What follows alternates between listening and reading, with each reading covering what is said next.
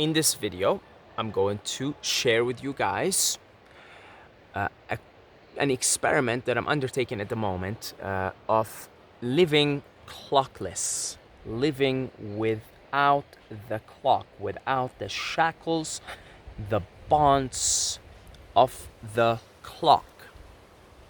So let's get right into it. I am currently on day 3 and I haven't looked at the clock.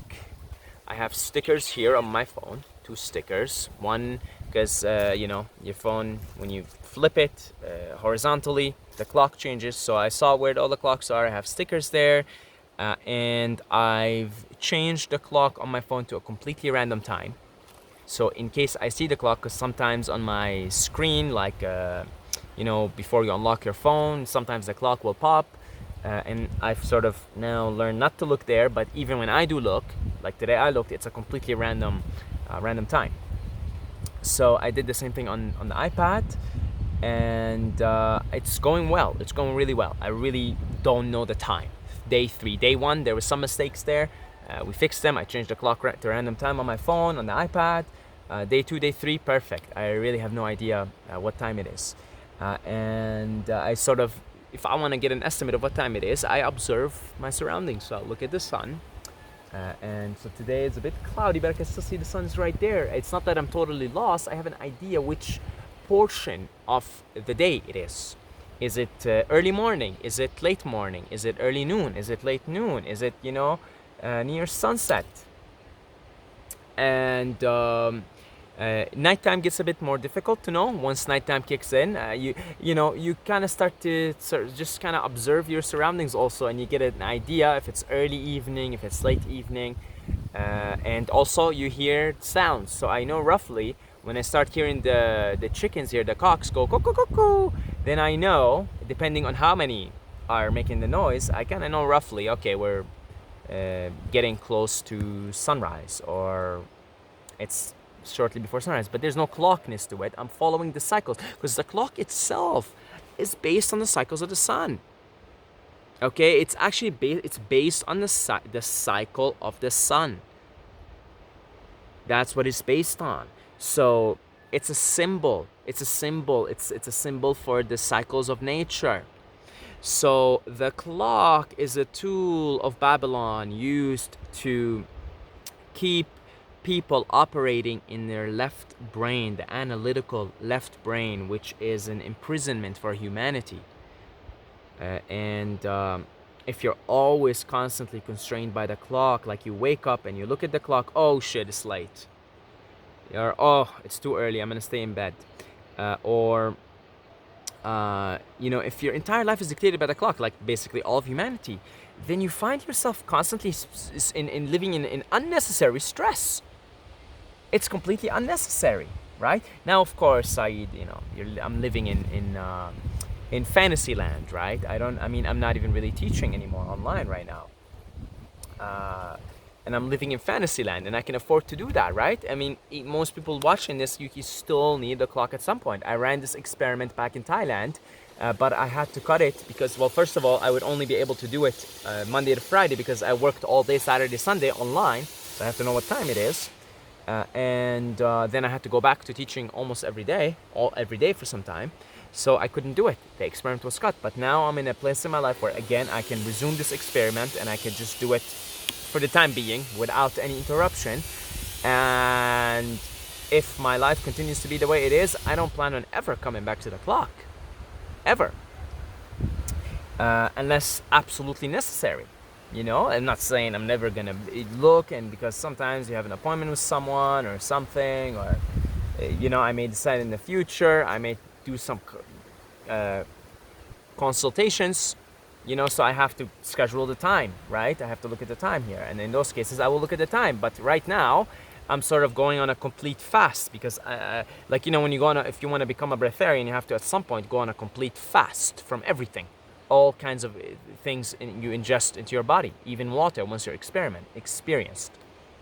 So right now I'm going on a total clock fast, totally, right? And it's incredible because you begin to really live in harmony with the Tao. So you wake up and you wake up. Your body has enough sleep and it tells you get up, and you get up. And you look around you, and it doesn't matter. Sometimes the sun is a little higher, sometimes it's low. You go to sleep when your body tells you to go to sleep. And sometimes you go to sleep a little earlier, of the earlier part of the night, because your body needs sleep. Sometimes you stay up a little more. So you're more in harmony with the Tao. I meditate, and I don't keep track of how long I'm meditating. I just meditate until the Tao flows in me in a particular way, where I've got to do something else. I gotta make a video, or I gotta do this, or I gotta go for a walk, or that, or this, So you begin to live more in harmony with the Tao, because all of nature is cyclical and it's timeless. Nature is timeless, right? You live in a place like this, bless, much gratitude for the one infinite creator for, having this life here. You live in a place like this and you're always, at one with nature. Then you begin to sense and integrate into yourself the timelessness of nature, the timelessness of what is, right? So really, when you begin to live in that timeless space, you begin to live much more naturally in the moment. You begin to be much more attuned with your experience in the here and the now. So you feel tired, you go to sleep. Or you feel tense and you go stretch, and you don't count anything.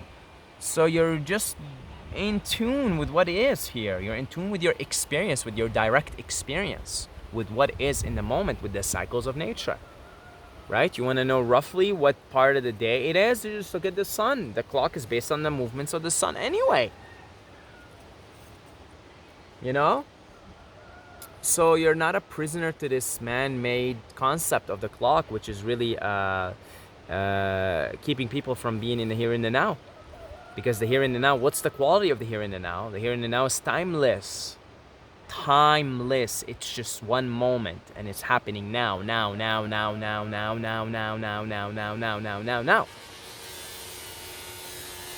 And you are a timeless being. You're here now all the time. Your awareness is now. It's now.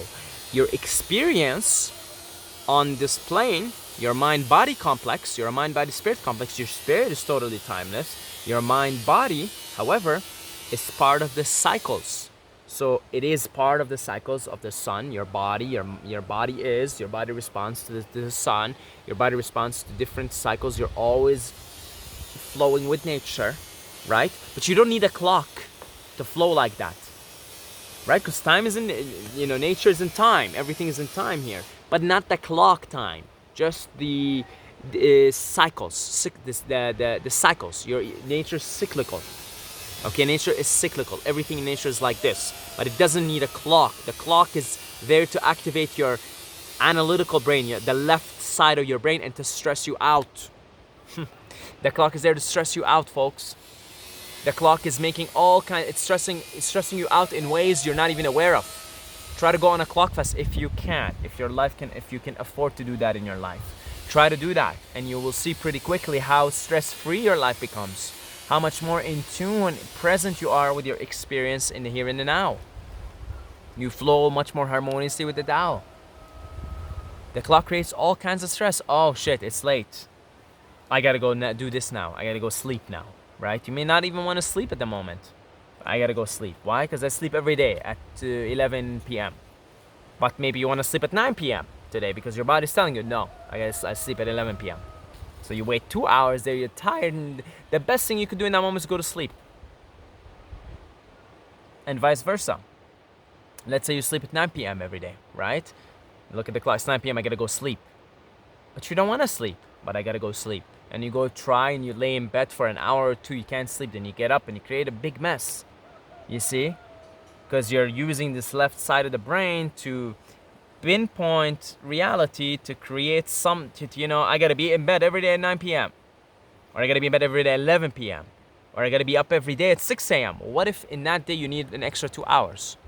No, I'm gonna get up with the alarm, and then you go through your day, you're tired, you need coffee, and vice versa. Some days I get up at 8 a.m. every day. But what if you get up at 6 a.m. and you've got all this energy?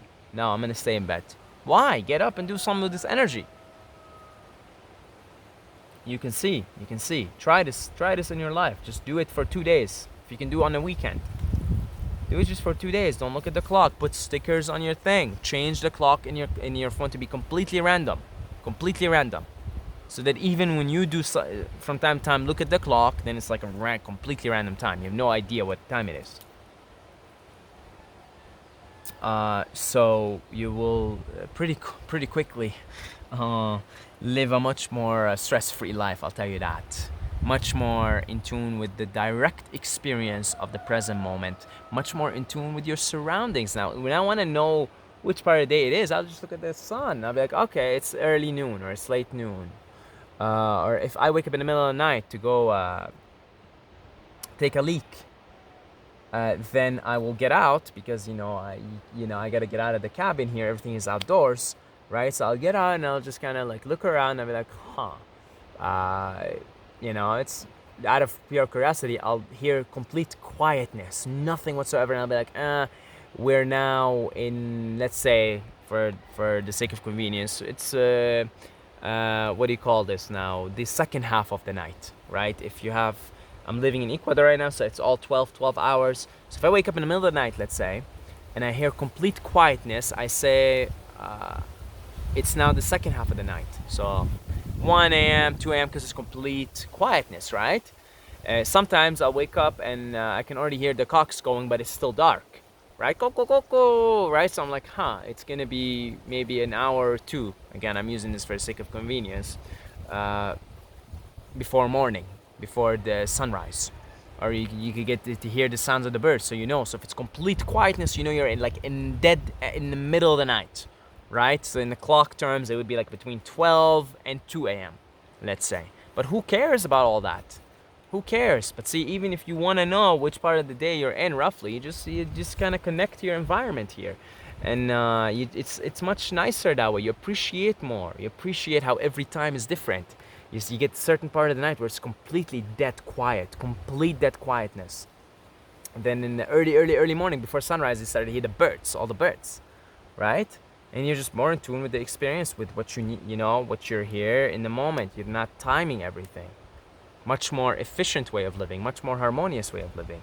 So, anyways, day 3, and I love it, and I'm not gonna go back. And I will at least wean myself off this clock so that when I do come back inevitably to use it from time to time for purposes of, I guess, meeting people, appointments, etc. Right? I'm gonna do some work with the dentist, so I'm gonna have an appointment soon. I haven't got the appointment yet, but in those days I will have to, look at the clock and abide by it. So I'm not calling here for the total abolishment of the clock. It's not possible, not practical, not yet, not at this part of the evolution of the planet. But I'm saying, if you could start to live more and more clocklessly, you do yourself a big favor. All right? So, yeah, that's about it. I'll report back to you guys at some point later on in this ongoing and hopefully permanent. When I say permanent, again, with the exceptions. Well, so you don't know where life takes you. Maybe I'll have to teach again, right? So, yeah. I will report back to you guys at some point about this thing. And that's about it. Thank you to everybody here, all the subscribers, the patrons, the one-time donators. If you'd like to support this channel financially, you can do so down below in the description. Either you can become a patron, a couple of dollars a month, or you can support through PayPal. You just make a one-time donation, maybe $1,000, $100,000, $1 million, something like that. And until next time, may the force be with you.